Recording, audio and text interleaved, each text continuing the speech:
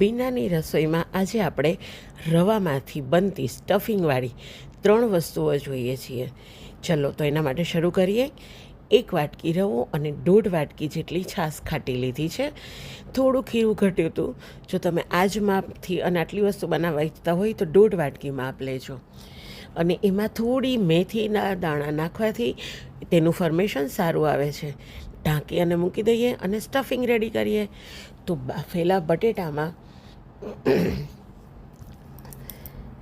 સરખા મેશ કરી અને આપણે એમાં બધું આદુ મરચાં, સિંગનો થોડો ભૂક્કો ક્રન્ચી ટેસ્ટ આવે એના માટે મૂક્યો છે, થોડી તીખી મરચી, થોડા કેપ્સિકમ, ધાણા, કોન નાખ્યા છે બાફીને, આખું જીરું, મીઠું, ધાણા જીરું, હળદર અને થોડી હિંગ, ખાંડ નાખી છે અને લીંબુનો રસ.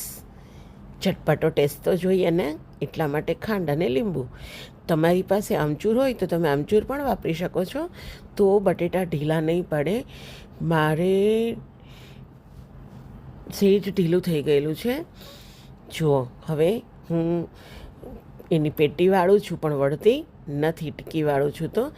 તો મેં એમાં ચોખાનો લોટ પણ નાખી શકાય, બેસન પણ નાખી શકાય, પણ મેં સત્તુનો લોટ એમાં મિક્સ કર્યો છે ટેસ્ટ માટે અને હેલ્થ માટે.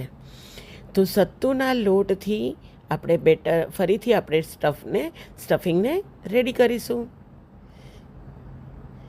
ઇડલી પૂરતી ટીક્કીવાળી. અને હવે આપણે કુકરમાં ઇડલી માટે રેડી કરીશું. કુકર ગરમ મૂકી દીધું છે. હવે આપણે ખીરામાં ઈનો મિક્સ કરીશું. થોડું પાણી નાખીને સરસ મિક્સ કરી દઈશું બધું.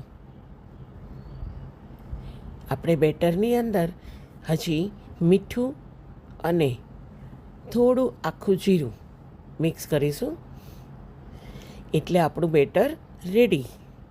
ચલો, કુકર તો ગરમ થઈ ગયું છે, એમાં ઇડલી મૂકીએ. બધામાં 1 ચમચી ખાલી ખીરું મૂકવાનું છે. એની ઉપર આપણે આપણી ટિક્કી મૂકીશું, સેજ દબાવીને. ટિક્કી પણ ઇડલીના માપની નાની અને પતલી થોડી વાળવાની છે. પાછું ઉપરથી બેટર મૂકવાનું છે, એટલે બહુ વધારે મોટું ના થઈ જાય, ધ્યાન રાખવાનું છે. આનો ટેસ્ટ એટલો સરસ આવે છે. આખું રવાનું બેટર હોય અને અંદર બટેટા અને મકાઈ હોય તો ખૂબ સરસ લાગે છે. આપણે ઉપર થોડો મરીનો પાવડર છાંટી અને 10 મિનિટ માટે થવા દઈશું. 10 મિનિટ પછી કુકર ખોલું તો જુઓ કેટલી મસ્ત ઇડલી રેડી થઈ ગઈ છે. કટ કરીને જોઈએ. વાવ! હવે આપણે એ જ સ્ટફિંગમાંથી નાના નાના બોલ વાળીશું. એક જ વસ્તુ, પણ કેટલો સરસ આઈડિયા છે ને. એક જ વસ્તુમાંથી કેટલી વસ્તુ બની શકે છે. થોડું ઘણું ફેરફાર કરી અને બધા એટલું બધું બતાવતા હોય છે. ચલો, હવે આપણે અપ્પેમાં થોડું ખીરું મૂકીશું. અપ્પેને પહેલાં તેલથી થોડું ગ્રીસ કરેલું છે. પછી વચ્ચે બટેટાનું બોલ મૂકી દઈશું, સેજ દબાવીને. અને ફરીથી ઉપર થોડું ખીરું છે ને. મારી આ રવાના બટેટાવાળા કેવા મસ્ત છે, બિલકુલ તેલ વગરના, એટલે હેલ્થ માટે પણ સારા અને ટેસ્ટ માટે પણ સારા. મારી બીનાની રસોઈમાં બધી આવી જ વસ્તુઓ તમે જોશો. બહુ જ ડીપ ફ્રાય વસ્તુઓ મને ખુદને નથી ગમતી. હા, ક્યારેક છોકરાઓ માટે ચીઝી વસ્તુ મારે મૂકવી પડે છે, એટલે મૂકું છું, પણ ડીપ ફ્રાય ઓછામાં ઓછું તમને જોવા મળશે. બધું જ હેલ્ધી અને બિલકુલ ઓછા તેલમાં. મોદીજી પણ કહે છે ને, ઓછું તેલ ખાઓ. તો આપણે ઓછા તેલમાં કેટલું મસ્ત બનાવ્યું છે. જુઓ, કેટલા મસ્ત બટેટાવડા થઈ ગયા છે. એવું કોણે કીધું કે તળીને જ થાય બટેટાવડા? આપણે તો અપ્પેમાં પણ કર્યા.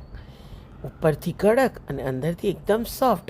અને સો ટેસ્ટી લીલી ચટણી અને સોસ સાથે એનો ટેસ્ટ ખૂબ સરસ લાગે છે. હવે આપણી ત્રીજી વસ્તુ રહી ગઈ છે. એ મેં ફરીથી થોડું ખીરું બનાવ્યું હતું, એટલે ઈનો નાખી અને મિક્સ કરું છું. ચલો, આઈડિયા આવી ગયો ને તમને ત્રીજું શું બનવાનું છે? એનું ખીરું થોડું પતલું રાખવાનું છે, નહીંતર સેન્ડવિચ છે ને ચમચાથી બહાર આવી જાય. હવે એના માટે આપણે બનાવેલી ટિક્કી અંદર મૂકી અને ફરીથી પાછું ખીરું મૂકીશું. આને પણ બનવામાં માત્ર 3 થી 4 મિનિટ.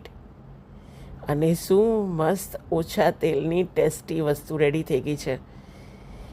ઝટપટ બનાવો અને ઝટપટ ખવડાવો. હેલ્થનું પણ ધ્યાન રાખો અને ખિસ્સાનું પણ ધ્યાન રાખો.